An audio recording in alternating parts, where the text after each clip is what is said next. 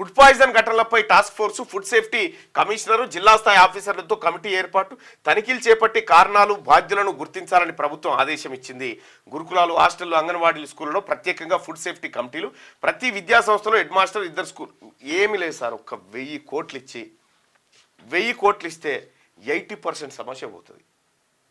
పైసలు లేకనే సార్ ఇదంతా, పైసలు లేక, అలా పైసలు లేక 5-6 రూపాయలతో నెట తింటాడు. తనిఖీలు చేసేటప్పుడు 3 రోజులు గుడ్డు పెట్టాలి, ఒక రోజే గుడ్డు పెట్టిరు. ఇగో ఇట్లా మళ్ళీ మేము పోయి వాళ్ళకు వంట చేసే వాళ్ళకు అధికారులను పిలిచి అట్టెట్లా అవుతుంది, ఇది ఎట్లా పెట్టాలి, పైసలు వారేవా ఫస్ట్ అంటారు, పైసలు వారేసి మాట్లాడు అని అంటే మనం తలకాయ కిందికి వేసుకొని వస్తాం. 3 నెలలు పుస్తెలు కుదబెట్టిరు, ఒక్కొక్క తాన పుస్తెలు, గంజీలు ఇవన్నీ కుదబెట్టి తెచ్చి వంట చేసి పెట్టిరు పిల్లలకు.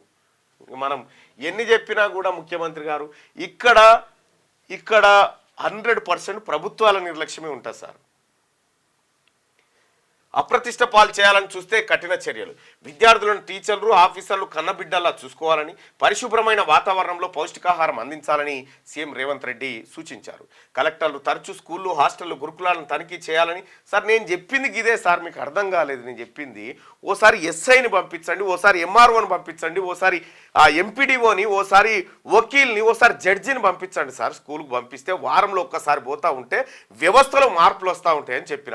ఆటాన ఖర్చు లేకుండా దానికి ఇవాళ ఈ ఫలితాలే ఉండకపోతుండే. నేను చెప్పింది ఆయాలంటే, నేను చెప్పింది ఆయాల మీరు ఇంప్లిమెంట్ చేసినంటే ఇవాళ ఈ పరిస్థితి ఉండకపోతుండే, ఫుడ్ పాయిజన్ల పంచాయతీ ఉండకపోతుండే.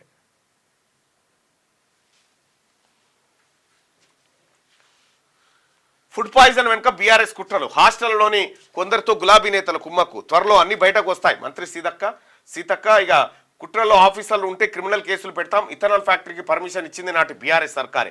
గ్రామసభ పెట్టకుండానే అనుమతులు ఇచ్చిండ్రు, బీజేపీ మద్దతు ఇచ్చింది. కేటీఆర్ దిలావర్ పూర్రా పర్మిషన్ ఇచ్చింది ఎవరో తేలిద్దామని. కేటీఆర్ మాటలకు పెద్ద శాంటిటీ ఉండదబ్బా, పిల్లానికి పెద్ద మెచ్యూర్డ్ మైండ్ కాదు. ప్లస్ ఏంటంటే కేవలం అధికారం అనేటువంటి పొర అడ్డున్నన్ని రోజులు అతన్ని ఒక బ్రహ్మ పదార్థం లెక్క చూపించారు.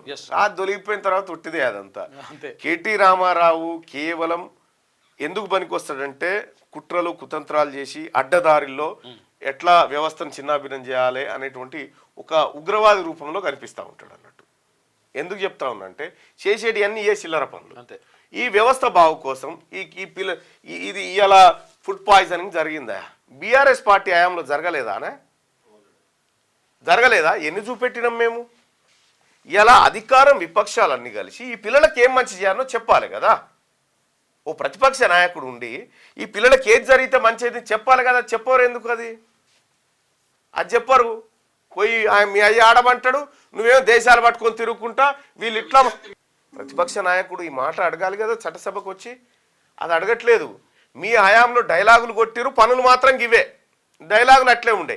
ఇలా రాష్ట్ర ప్రభుత్వం అంతో ఇంతో అధికారులను హెచ్చరించో, డైట్ ఛార్జీలు పెంచో, అదో ఇదో ప్రయత్నం చేస్తూ ఉన్నప్పుడు ప్రభుత్వానికి సహకరించకుండా ఏం డ్రామాలా ఇవన్నీ? 10 ఏళ్ళ నుంచి ఒక్కనాడు కూడా పెంచలే వీళ్ళు డైట్ ఛార్జీలు. ఎన్నడూ పెంచలే.